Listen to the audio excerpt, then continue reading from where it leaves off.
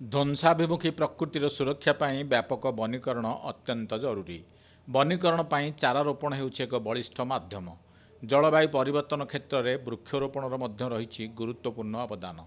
ଏହାକୁ ଦୃଷ୍ଟିରେ ରଖି ପ୍ରଧାନମନ୍ତ୍ରୀ ନରେନ୍ଦ୍ର ମୋଦିଙ୍କ ନେତୃତ୍ୱରେ କେନ୍ଦ୍ର ସରକାର ଗତ 12 ବର୍ଷ ମଧ୍ୟରେ ଅନେକ ପଦକ୍ଷେପ ନେଇଛନ୍ତି। ନିଜେ ପ୍ରଧାନମନ୍ତ୍ରୀ ମଧ୍ୟ ଏକ ପେଡ଼ ମା କି ନାମର ଆହ୍ୱାନ ଦେଇ ଦେଶବାସୀଙ୍କୁ ବ୍ୟାପକ ଚାରା ରୋପଣର ଅନୁରୋଧ କରିଆସୁଛନ୍ତି। ଏହି ଅଭିଯାନ ମା'ଙ୍କୁ ସମ୍ମାନ ମମତାର ପ୍ରତିଦାନ ପାଇଁ ଏକ ଉଲ୍ଲେଖନୀୟ ଆନ୍ଦୋଳନର ରୂପ ନେଇଛି। ପ୍ରଧାନମନ୍ତ୍ରୀଙ୍କ ଡାକରାରେ ଉଦ୍ବୁଦ୍ଧ ହୋଇ ନିର୍ଦ୍ଧାରିତ ସମୟ ପୂର୍ବରୁ ଦେଶବାସୀ 80 କୋଟି ଚାରା ରୋପଣ କରିସାରିଛନ୍ତି।